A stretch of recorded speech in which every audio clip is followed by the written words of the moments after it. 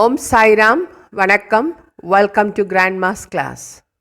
In this video, we are going to see the poem Stopping by Woods on a Snowy Evening from Term 1 English Standard 9 Samacheer Kalvi, presented by Kalyani Priyadarshini. Before we proceed, please click the subscribe button given below this video. Let us see the information given in your textbook about the poet. He was born an American poet, noted for his realistic descriptions of rural life. Most of his poems explain the rural life. Born on 26 March 1874, he spent his first 40 years as an unknown entity. So, first 40 years, no one recognized his work, though he has written many poems. He received 4 Pulitzer Prizes for poetry and was a special guest at President John F. Kennedy's inauguration. The highest prize for poem is Pulitzer. That prize was given 4 times to him. And he was a special guest for John F. Kennedy's inauguration. When John F. Kennedy became the president, in his inauguration ceremony, Robert Frost was invited, and he was at the time 86 years old. So he became the poetic force and unofficial poet laureate of the United States. So he was given the title of poet laureate for United States. And they have given you some of his important and famous works below. Look at that. Some of his famous works are The Road Not Taken, West Running Brook, Mending Wall, After Apple Picking, etc. Before going into the poem, let us see the glossary. Queer, strange or odd, something unusual. Next word, woods, which means forest. Harness, straps and fittings by which a horse is fastened to a cart or carriage. Frozen, in ice form. Sweep, soft gentle sound. மென்மையான சத்தம் இருக்கிறது. Downy, feather like. Again அதுவும் மென்மையானது தான். Flake, a small pieces of something. So in this poem they are talking about the snow, snowflake. Now let's see the poem Stopping by Woods on a Snowy Evening. Let me read the poem first.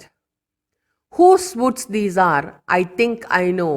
His house is in the village, though he will not see me stopping here to watch his woods fill up with snow. My little horse must think it queer to stop without a farmhouse near. Between the woods and frozen lake, the darkest evening of the year. He gives his harness bells a shake to ask if there is some mistake. The only other sounds the sweep of easy wind and downy flake. The woods are lovely, dark and deep, but I have promises to keep, and miles to go before I sleep, and miles to go before I sleep. Let's see the first answer. Whose woods these are, I think I know. His house is in the village, though. He will not see me stopping here to watch his woods fill up with snow. So, the author must be coming from some place through the forest to go to his house. Perhaps he is coming from his work or something else. So எங்கேருந்து point வந்துட்டுருக்கிறாரு, வரும்போது அவர் ஒரு வுட்ஸை cross பண்ணுறாரு. So then he says he knows the forest belongs to someone who is living in the village. இந்த காட்டுக்கு சொந்தக்காரர் யாருன்னு எனக்கு தெரியும், அவர் வில்லேஜில் தான் அவருடைய வீடு இருக்கணும் அப்படின்னு சொல்கிறாரு.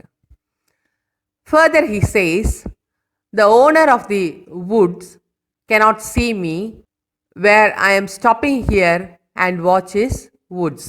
நான் ஏன் இந்த இடத்துல நின்று அவருடைய அழகான அந்த காட்டை பார்த்துட்டு இருக்கேன், ஃபாரஸ்ட்டை பார்த்துட்ருக்கேங்கிறது கண்டிப்பாக அவருக்கு தெரியாது.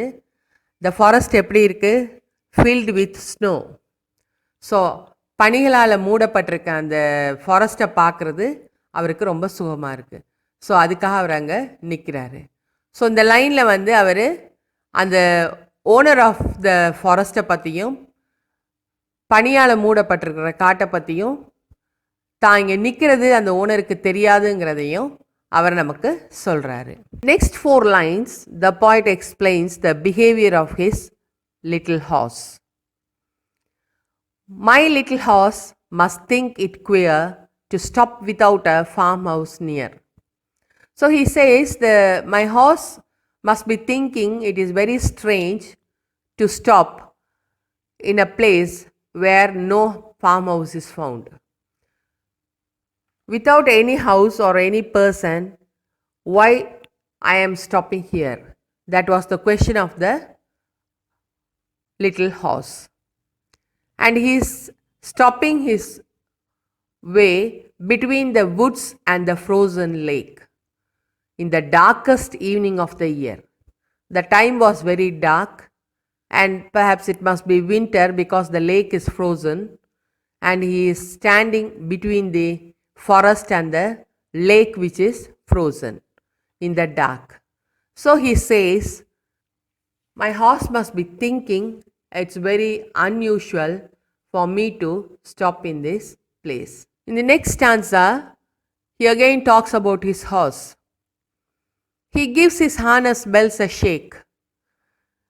Now the horse shakes his head and makes bells ring to ask that person if there is any mistake we are standing here.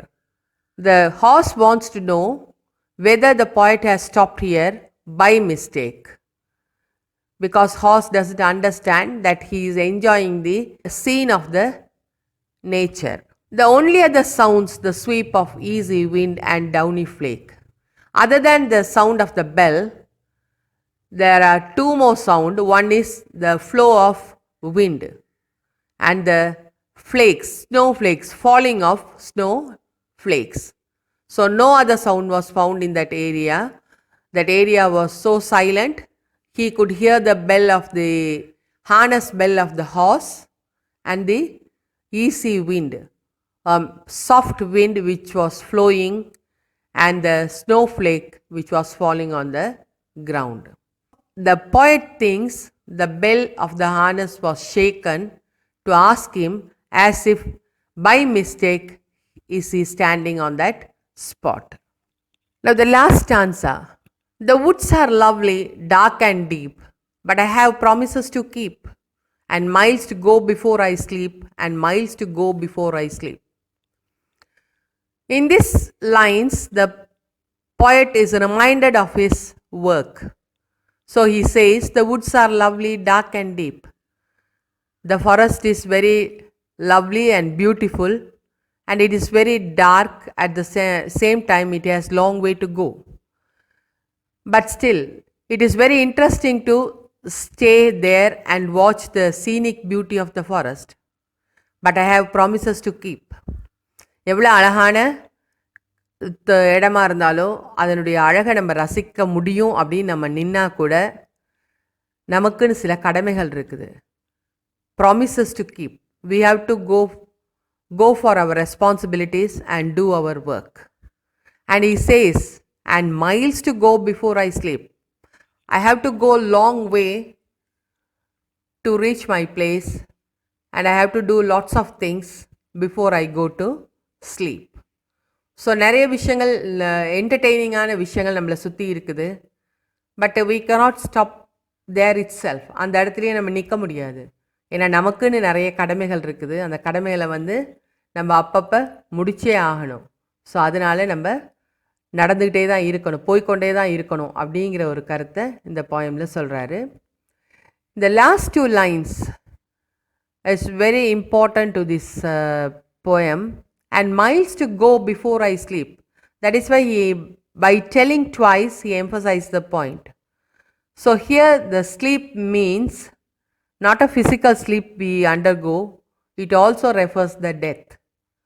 So everybody who comes to this world has to go to the grave at one point. So பிறந்த எல்லாருமே ஒரு நாள் மரணத்தை சந்திப்போம். So அந்த மரணத்தை சந்திக்கிறதுக்குள்ள நமக்குன்னு நிறைய கடமைகள் இருக்குது. ஸோ அந்த விஷயங்கள் எல்லாத்தையும் நம்ம கண்டிப்பாக முடிச்சே ஆகணும் அப்படிங்கிறத அவர் இந்த போயமில் சொல்கிறாரு. Now let us summarize the entire poem. It was the poem written by Robert Frost, an American poet. He explains through this poem the importance of our responsibilities.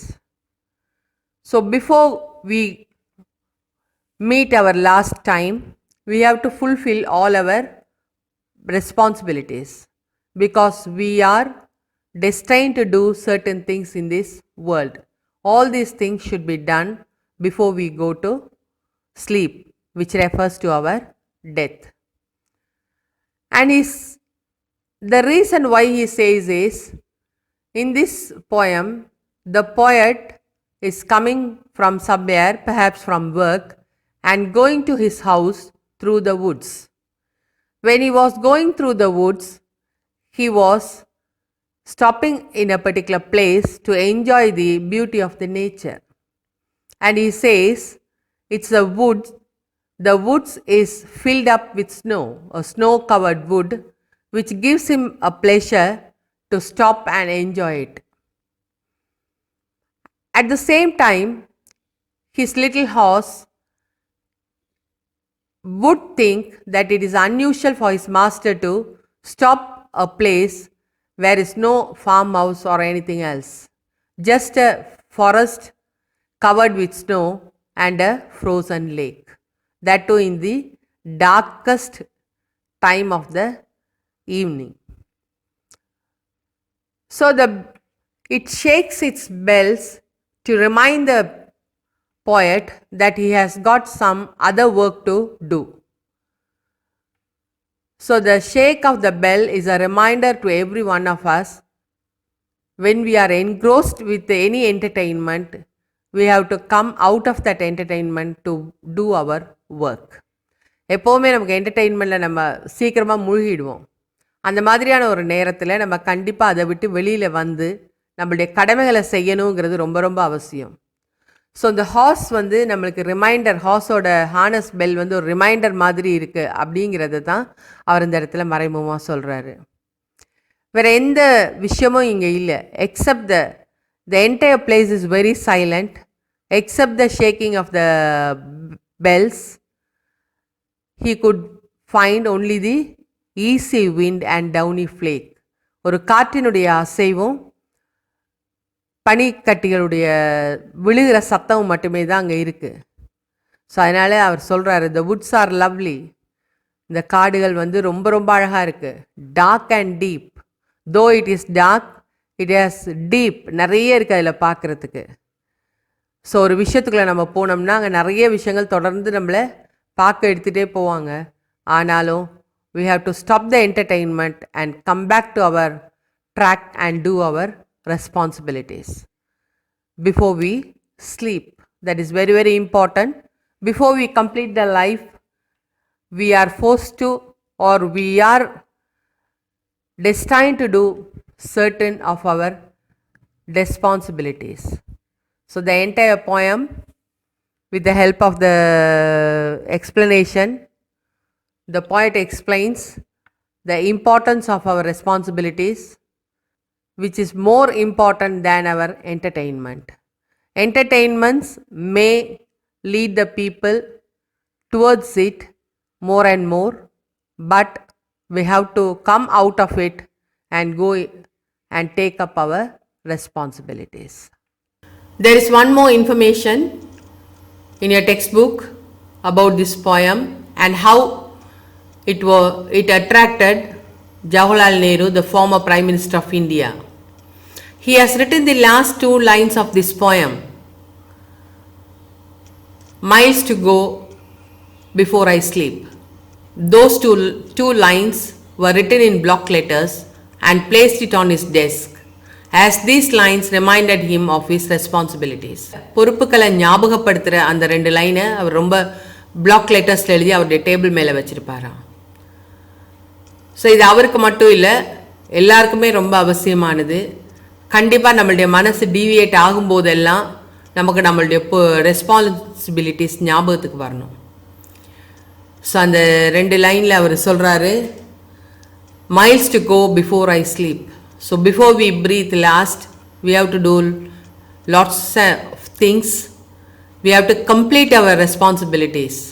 That is what given in this poem. So Jawaharlal Nehru has kept those lines on his table. Hope you understood this poem.